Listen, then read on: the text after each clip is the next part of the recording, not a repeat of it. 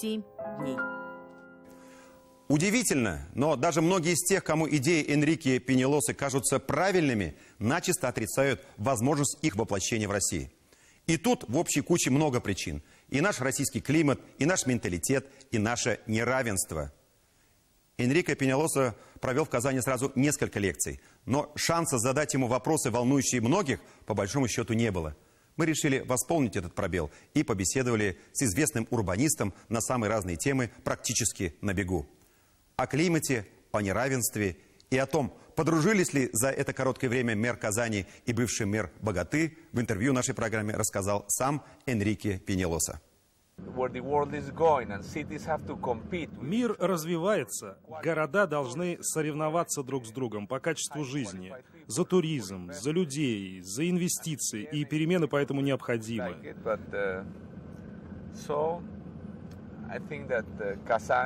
Я думаю, Казань – прекрасный город. И здесь есть, кстати, больше пешеходных пространств, чем во многих других городах. В других городах России вы имеете в виду? Да нет, в мире. В России я только Москву, конечно, знаю. И я думаю, Казань более дружелюбна к пешеходам. Мы проезжаем мост Миллениум, и мистер Пеньялоса замечает. Вот здесь мы проезжаем большой мост. Посмотрите, мы видим, что здесь есть пешеходные дорожки. В России я вижу везде один и тот же момент. Это, наверное, есть теперь только в Китае, в Северном Китае, где-то в Харбине, на который, видимо, Россия сильно влияет. Это подземные переходы для людей. То есть люди должны спускаться под землю только для того, чтобы машины безостановочно передвигались. Но это не здорово. Очевидно, что есть конфликт между людьми и машинами. Вот мы сейчас с вами на гигантской, широкой улице. И посмотрите, здесь ведь практически невозможно пешеходу пересечь эту улицу. Ну где это сделать? Давайте представим себе Казань с огромными общественными пешеходными пространствами, защищенными велосипедными дорожками. Это город, где вы можете передвигаться на отличных автобусах по свободным полосам. Вы можете совершать пересадку по тому же билету. Да людям даже не нужна будет машина, можно же быстрее. Вы на вашем телефоне смотрите, а когда там следующий автобус, или какой вообще автобус вам выбрать. Нам всем надо избавляться от наземных парковок. Это безобразно выглядит. Вот у вас тут великолепная площадь, площадь Свободы. И здесь у вас эта уродливая парковка прямо в сердце Казани, прямо на площади, в историческом месте. Правительство вынуждено принимать непопулярные решения. Они не могут и не должны ожидать, что все с ними согласятся. По-моему, вы высказываете здесь такие вещи, которые пока наши власти еще не очень готовы высказывать. Ну, конечно. Властям сложно пока все это проговаривать вслух, но ведь они уже кое-что делают. Есть ведь еще опасения скептиков. Они говорят, это интересный опыт, но Колумбия не Россия. У нас ведь долгая зима, и, например, слишком холодно бывает для велосипедистов. Вот как насчет этого? Ну, я бы сказал, это опыт не только ведь Колумбии, это во всем мире происходит. Одна из стран, где большое велосипедное движение, это Дания. Так вот, 40% жителей Копенгагена используют велосипеды и в зимнее время тоже. Ну, конечно, там не так холодно, как в Казани, но это явно не тропики. Если хотя бы 5% жителей Казани будут ездить на велосипедах зимой, будет уже здорово. Если даже 5% летом, для начала уже хорошо. То есть климат, в принципе, не очень влияет на транспортную политику. Правила-то те же. Принцип тот же, да. Города создавались для людей. Центр Казани, посмотрите, существовал столетиями до того, как вообще машины появились. Люди столетиями как-то обходились ведь без машин. И, конечно, это безумие сейчас говорить, что без машины вы не проживете в городе. Ну, конечно, проживете. Ну, знаете ли, мы можем, конечно, убирать наземные парковки, мы можем делать владение автомобилем более затратным и малопривлекательным, мы можем строить автобусные полосы. Но есть большой разрыв между людьми бедными и людьми побогаче. Есть люди, которым вообще никакие правила не писаны. Вот как вы справлялись с этим? Как поменять отношения людей? Change their traffic habits. Much of this has to do with equality. Да, действительно, это уже разговор о равноправии. Состоятельные люди из России приезжают, например, в Лондон, Париж, я не знаю, Нью-Йорк, и передвигаются там на общественном транспорте, рядом с бедняками. Но вот они возвращаются в Россию и уже никогда не сядут, конечно, в автобус, потому что это же не круто. Надо создавать равноправие, оно необходимо. Бедные и богатые имеют равные права в общественном транспорте, в местах городской активности, в парках, на площадях. Вот это и есть признаки продвинутого города. И все эти разговоры, они не против машин или вообще кого бы то ни было. Это все для более счастливой, лучшей жизни. Для всех, для бедных и богатых.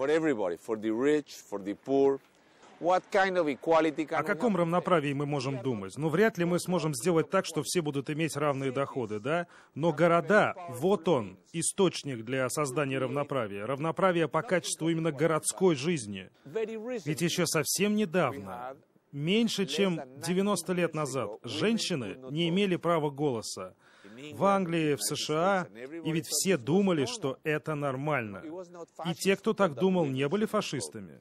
И вот точно так же сегодня мы заблуждаемся в отношении наших городов. Мы постоянно рискуем быть сбитыми машиной. В наших городах автобус с сотней пассажиров имеет столько же места на дороге, сколько и автомобиль. И нам всем сейчас кажется, что это нормально. Но, по-моему, тут что-то не так.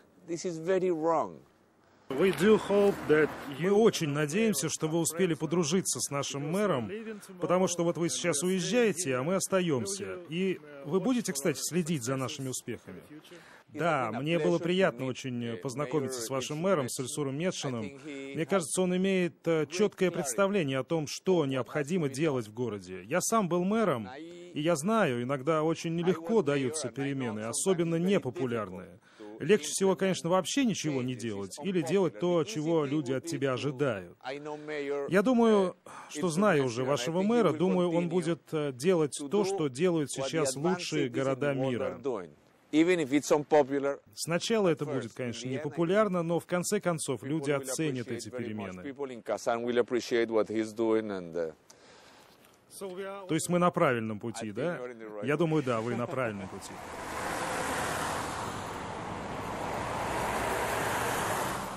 То, что нам кажется утопией, возможно, уже стучится в нашу дверь. Во всяком случае, анализируя этот визит заокеанского специалиста, я прихожу вот к каким выводам. Идея равенства, пусть и на первый взгляд утопическая, но вполне жизнеспособная в любой стране мира. Принципы этой философии в масштабах городского пространства мы слышали. Точка отсчета. Все люди равны без исключения, а не отдельные правила для разных социальных слоев.